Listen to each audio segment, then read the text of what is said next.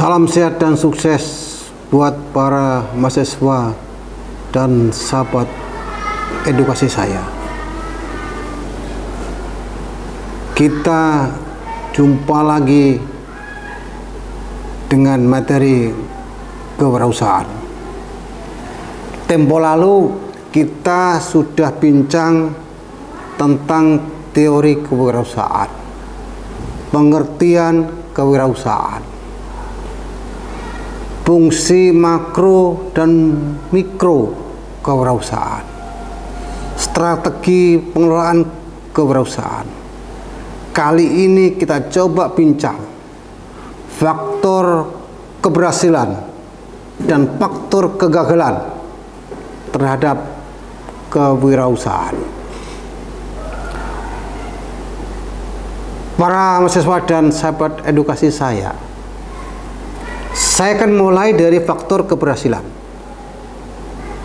Faktor keberhasilan itu dimulai dari faktor peluang. Banyak peluang, atau orang katakan peluang emas, tetapi belum tentu tepat untuk Anda, belum tentu tepat untuk kita.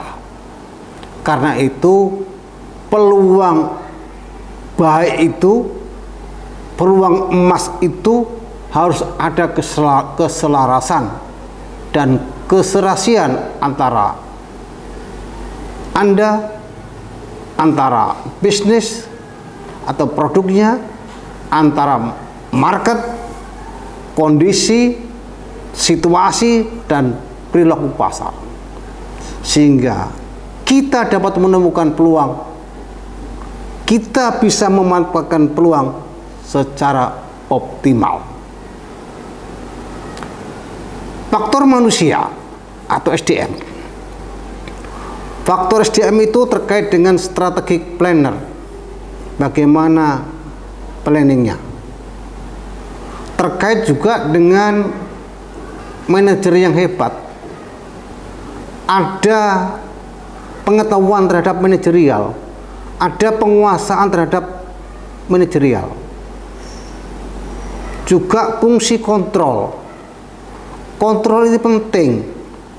Kontrol terhadap quality control, kontrol terhadap finansial, termasuk di dalamnya adalah supervisor.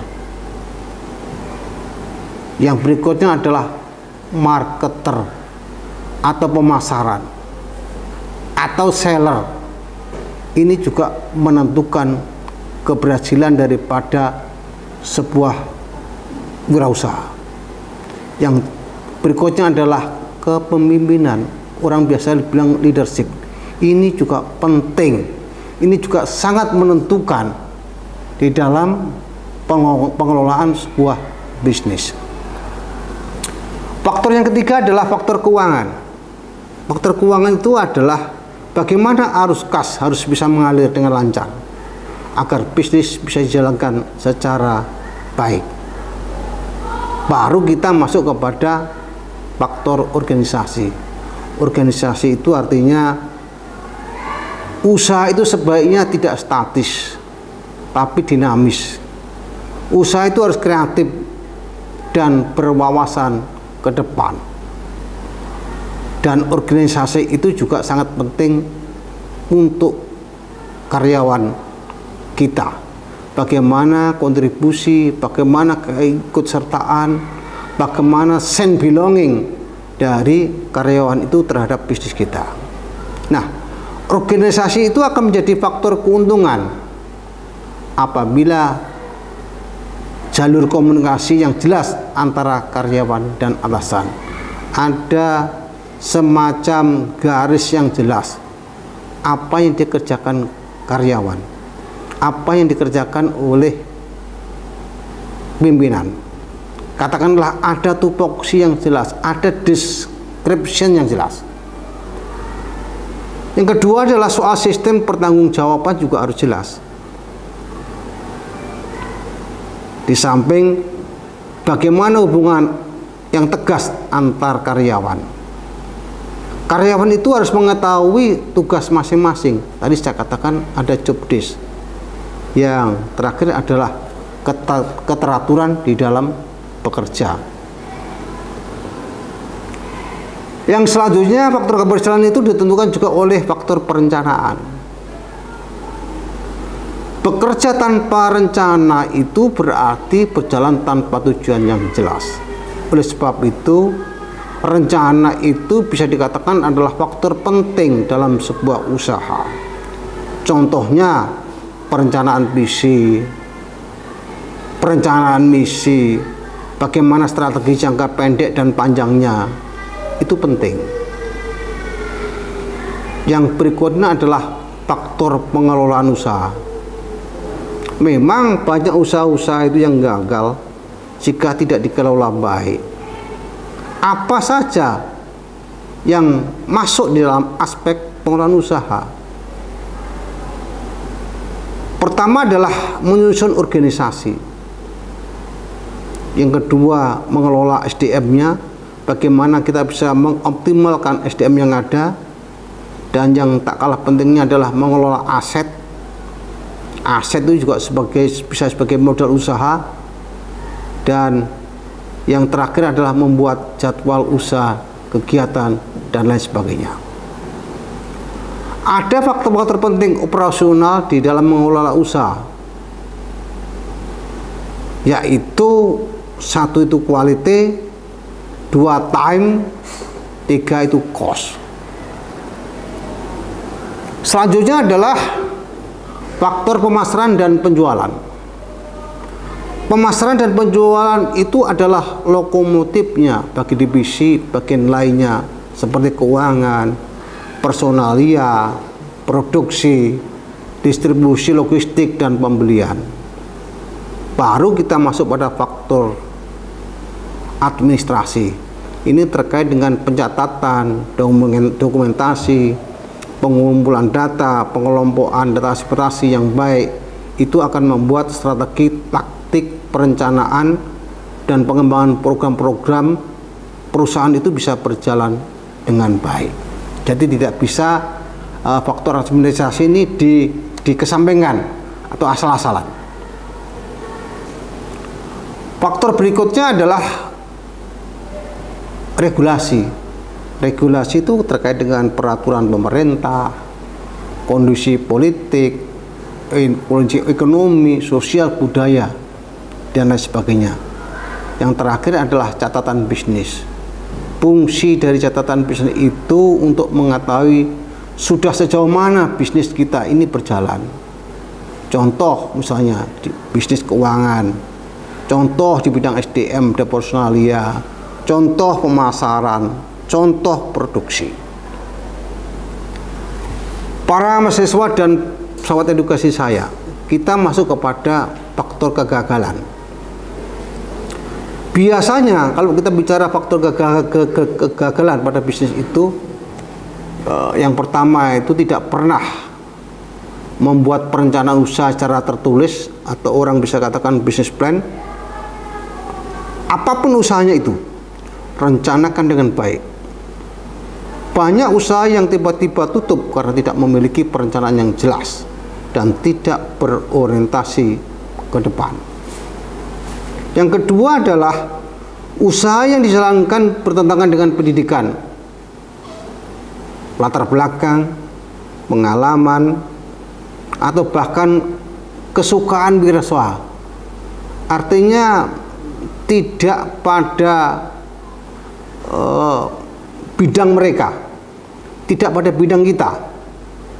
Usaha itu kan sebenarnya seperti pasangan jiwa, sehingga bila hati kita ini tidak cocok dengan jenis usahanya, biasanya atau bisa saya katakan sudah pasti terjadi penolakan dari dalam hati dan pikiran kita. Contoh misalnya orang yang hobinya olahraga, kalau mereka itu membuka usaha, berwirausaha di bidang alat olahraga, maka itu akan menjadi hal yang sangat menyenangkan. Orang yang hobinya soal model pakaian, terus dia berusaha membuka toko pakaian, maka itu akan menjadi kunci keberhasilan, karena mereka tidak mudah capek, tidak mudah lelah. Mereka itu lakukan bisnisnya dengan senang. Yang ketiga adalah lokasi yang tidak tepat. Usaha itu membutuhkan lokasi dengan tingkat lalu lintas yang tinggi, sehingga nama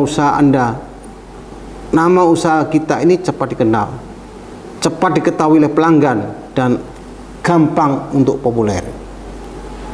Yang keempat, tidak memiliki karyawan yang punya kompeten seperti yang diharapkan.